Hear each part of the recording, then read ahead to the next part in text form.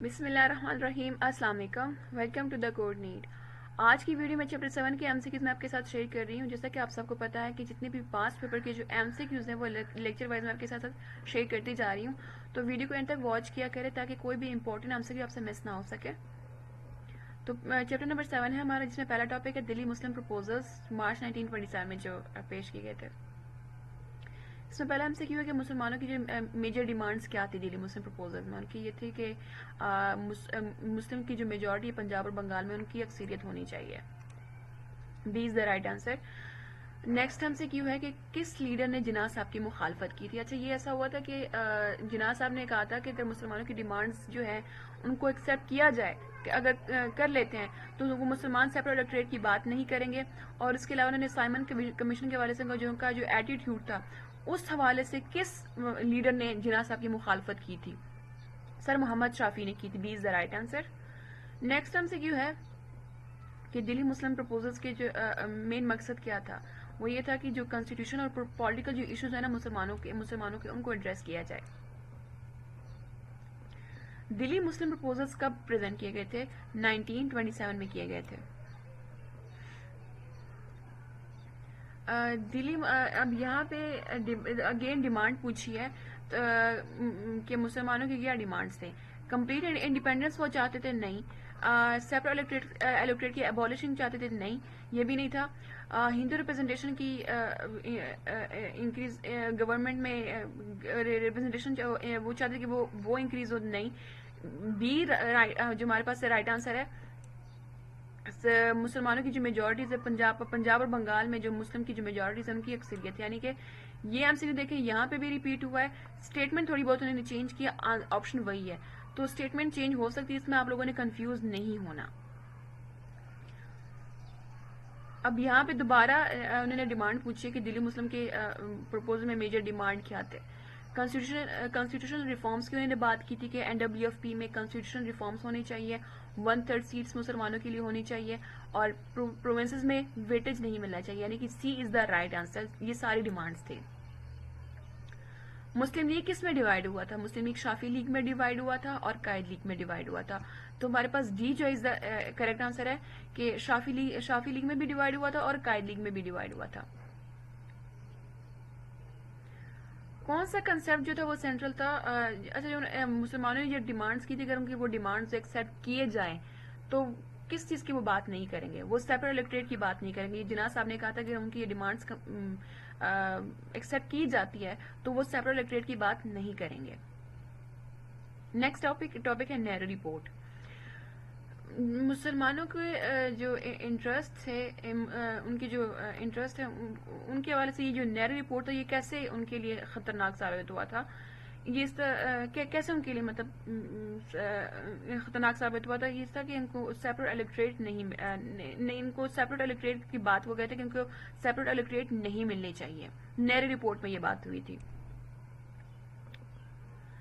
اچھا، جناح صاحب نے نیرو رپورٹ کے بعد انہوں نے کس طرح سے رسپانس کیا؟ یعنی کہ جب نیرو رپورٹ میں مسلمانوں کی جو ڈیمانڈس ان کو اگنور کیا گیا تو جناح صاحب نے کیا کیا تھا؟ انہوں نے اپنے 14 نکات پیش کر لیے تھے.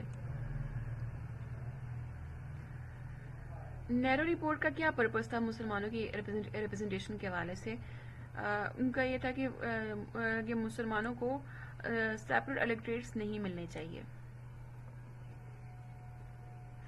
اچھا، نیرو رپورٹ جو ہے وہ کب پبلش کی گئی تھی؟ نیرو رپورٹ پبلش کی گئی تھی 1928. نیکسٹ ہم سے کیوں ہے کہ نیرو رپورٹ کے میجر کنسرن کیا تھے مسلمانوں کے حوالے سے؟ ان کے یہ تھا کہ مسلمانوں کی ریپرزنٹیشن کو کم کرنا تھا. اچھا، نیکسٹ ہم سے کیوں ہے کہ کانگریس اور مسلم لیڈرز کے درمیان جو کون سا ایونٹ جو ہے وہ ہائی لائٹڈ ہوا تھا؟ وہ تھا نیرو رپورٹ. نیکسٹ ہم سے کیوں ہے کہ جناح صاحب نے نیرو رپورٹ کی رسپانس میں کیا انہوں نے کیا؟ انہوں نے اپنے 14 نکات پیش کیے تھے as a counter. He presented his 14 points as a counter. Narrow report میں جو کمیٹی تھی جو کمیٹی بنی تھی اس میں کتنے ممبرس تھے؟ اس میں 10 ممبرس تھے. نیکسٹ ٹاپک ہے جنا 14 پوائنٹس ان 1929. یہاں سے آپ سے ڈیٹ بھی پوچھی جا سکتی ہے. اس میں ہم سے کیوں ہے پہلا کہ جو جناح صاحب کے جو انہوں نے 14 اپنے جو نکات پیش کیے ہیں اس نے کس چیز کو ریفلیکٹ کیا. انہوں نے ان 14 نکات نے جو مسلم کمیونٹی تھی نا انڈیا میں، مسلمانوں کے خواہشات کو انہوں نے ریفلیکٹ کیا. ان کو ان 14 پوائنٹس ان کو ایک امید مل گئی تھی. نیکسٹ ہم سے کیوں ہے کہ جناح صاحب کا ان کے جو پوائنٹس تھے، جو 14 ان کے جو نکات تھے، پروونشل گورننس کے حوالے سے ان کا کیا کی فیچر تھا. انہوں نے کہا کہ پروونشل آٹونومی ہونی چاہیے.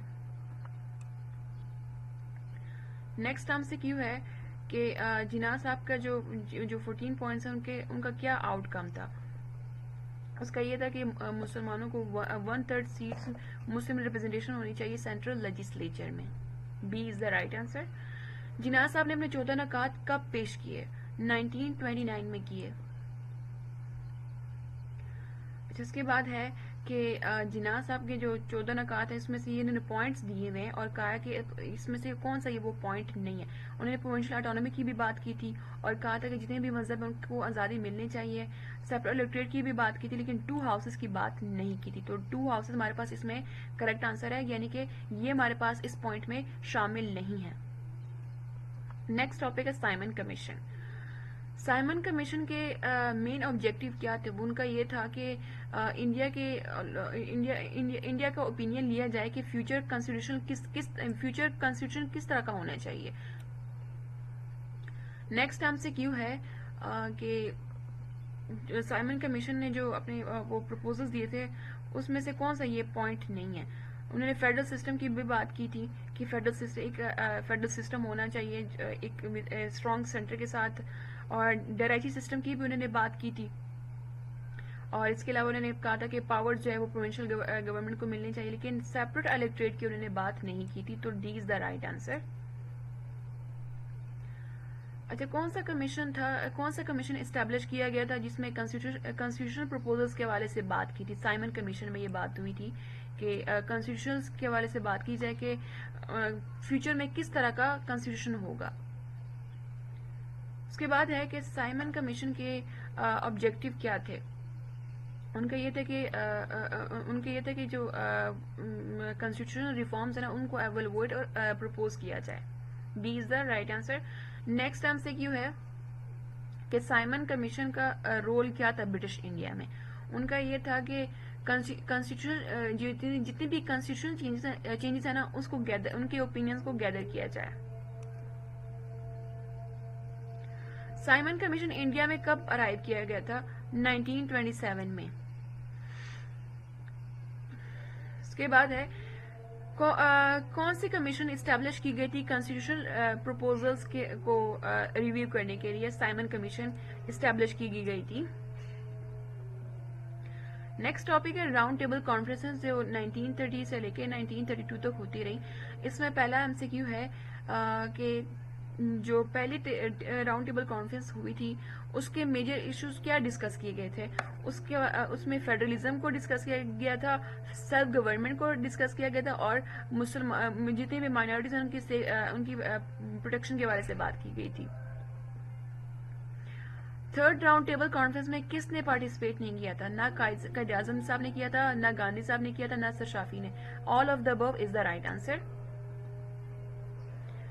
کس ایئرز میں راؤنڈ ٹیبل کانفرنس وہ ہوئی تھی؟ 1930 سے لے کے 1932 تک راؤنڈ ٹیبل کانفرنس ہوتی رہی. اچھا، نیکسٹ ایم سی کیو ہے جو کمیونل ایوارڈ جو تھا وہ اناؤنس کیا گیا تھا اگست 1932 میں. اس میں کیا بات ہوئی تھی؟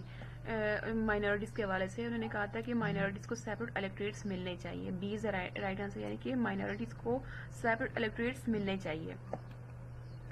اچھا، کون سے لیڈر نے کانگریس کو ریپرزینٹ کیا تھا سیکنڈ راؤنڈ ٹیبل کانفرنس میں؟ گاندھی صاحب نے ریپرزینٹ کیا تھا کانگریس کو. پروویژن کے حوالے سے کمیونل ایوارڈ میں کیا بات کی گئی تھی؟ انہوں نے کہا کہ مائنورٹیز کو ویٹیج ملنا چاہیے. B is the right answer. اس کے بعد ہے کہ تھرڈ راؤنڈ ٹیبل کانفرنس میں کس چیز کو کریکٹرائز کیا تھا؟ اس میں نا اس راؤنڈ ٹیبل جب ہوئی تھی اس کے بعد نا دونوں پارٹیز میں کوئی چینجنگ نہیں آئی تھی. تو B is the right answer, یعنی کہ no significant changes in party positions. جو پارٹی تھی ہمارے پاس مسلم لیگ اور کانگریس میں کوئی چینج نہیں آیا تھا اس کے بعد سے. اس کے بعد ہے کہ راؤنڈ ٹیبل کانفرنس کا کیا آؤٹ کم ملا تھا ہندو مسلم ریلیشنز کے حوالے سے. ہندو اور مسلمانوں کی جو ان دونوں کمیونٹیز میں جتنی بھی ایشوز تھے وہ مزید بڑھ گئے تھے. اس کے بعد ہے کہ قائد اور گاندھی صاحب نے کس چیز میں پارٹیسپیٹ نہیں کیا تھا. انہوں نے تھرڈ راؤنڈ ٹیبل کانفرنس میں پارٹیسپیٹ نہیں کیا تھا. کس سال میں first session round table conference ہوئی تھی؟ وہ ہوئی تھی 1930 میں. اس کے بعد ہے کہ جو سیکنڈ کانفرنس میں ایشوز ڈسکس کیے گئے تھے وہ کیا ایشوز تھے؟ وہ فیڈریشن کے حوالے سے بھی انہوں نے ایشوز کو ڈسکس کیا تھا اور مائنورٹیز کو بھی ڈسکس کیا تھا. تو سی ہمارے پاس رائٹ آنسر, یعنی کہ بوتھ اے اور بی. اس کے بعد ہے پرائم منسٹر رامسے جو ہے میکڈونلڈ, اس نے جو کمیونل ایوارڈ اناؤنس کیا تھا وہ کب کیا تھا؟ یہ اس نے اگست 1932 میں اناؤنس کیا تھا. تھرڈ راؤنڈ ٹیبل کانفرنس جو تھی نومبر 17 سے لے کے دسمبر 24 تک کس سال میں ہوئی؟ یہ دسمبر سال یہاں پہ پوچھا تو سال کون سا تھا؟ 1932. اب اس کے بعد دو ٹاپک ہے ایک ساتھ, پونا پیکٹ اور لاسٹ میں یہ وائٹ پیپر کنسٹیٹیوشنل پروپوزل. اس کے دو ہی ایم سی کیو تھے, اس کو ان دونوں ٹاپکس کو ایک ساتھ مرج کیا گیا ہے. پہلا ٹاپک ہے پونا پیکٹ کا. اب پونا پیکٹ میں ایم سی کیو ہے کہ جو کانگریس کا کیا ری ایکشن تھا کہ جو لو کاسٹ ہندوز ہیں ان کی سیپریٹ, یعنی کہ جو انڈیا کے انہوں نے کہا تھا جو مائنورٹیز کو سیپریٹ الیکٹریٹس جو ہیں اس کے حوالے سے انہوں نے کانگریس کا کیا ری ایکشن تھا, وہ کیا چاہتے تھے؟ کانگریس چاہتی تھی کہ انڈیا کی جو جتنی بھی وہاں پہ مائنورٹیز ہیں نا ان کو الیکٹریٹس نہیں ملنے چاہیے, یعنی انہوں نے اس چیز کی مخالفت کی تھی. اپوزیشن اور disapproval is the right answer. انہوں نے کہا تھا کہ مائنورٹیز کو سیپریٹ الیکٹریٹس نہیں ملنے چاہیے. پونا پیکٹ میں کیا چیز انوالو ہے, مطلب کہ پونا پیکٹ میں کیا بات ہوئی تھی؟ جو سیپریٹ الیکٹریٹس ہیں نا, سیپریٹ الیکٹریٹس جو ان کو اپنے رائٹس کے حوالے سے نہ سرنڈر کرنا پڑا تھا ان کی, یعنی کہ انہوں نے ہندو میجورٹیز کے ساتھ مل کے اپنے جو ووٹس ہیں ان کو انہوں نے ووٹ ڈالے تھے, ایک الگ سے نہیں ڈالے تھے, یعنی کہ ان کو سیپریٹ الیکٹریٹس نہیں مل رہے تھے. اس کے بعد ہے کہ جو کس نے پروٹیسٹ کیے تھے سیپریٹ الیکٹریٹ کے حوالے سے, اور حالانکہ انہوں نے بھوک ہڑتال تک بھی کی تھی تو وہ گاندھی صاحب نے کی تھی. اس کے بعد ہے کہ پونا پیکٹ جو 1932 میں ہوا اس میں کیا چیزیں انوالو تھی؟ اس میں یہ تھا کہ جو سیپریٹ الیکٹریٹس ہیں نا, جو لو کاسٹ ہندوز کے جو سیپریٹ الیکٹریٹس تھے اس کے اوپر انہوں نے کمپرومائز کیا تھا کہ یعنی کہ ان کو سیپریٹ الیکٹریٹس نہیں ملے تھے, ان کو ہندوز کے ساتھ مل کے اپنا ووٹ ڈالنا پڑا تھا. اب یہاں پہ پونا پیکٹ کی ڈیٹ پوچھی گئی ہے. پونا پیکٹ کب ہوئی تھی؟ سپتمبر 1932 میں ہوئی تھی. کس نے ہاری جان کا نام دیا تھا لو کاسٹ ہندو کو؟ جو انہوں نے کہا تھا کہ جو لو کاسٹ ہندو ہے وہ ہاری جان, یہ نام کس نے دیا تھا؟ یہ گاندھی صاحب نے دیا تھا. اس کے بعد ہے کہ وائٹ پیپر کنسٹیٹیوشنل پروپوزل کا ایشو کیا تھا جو 1933 میں ہوا؟ ان کا یہ تھا کہ جو انڈیا کی کنسٹیٹیوشن ہے اس کے اوپر کام کیا جائے.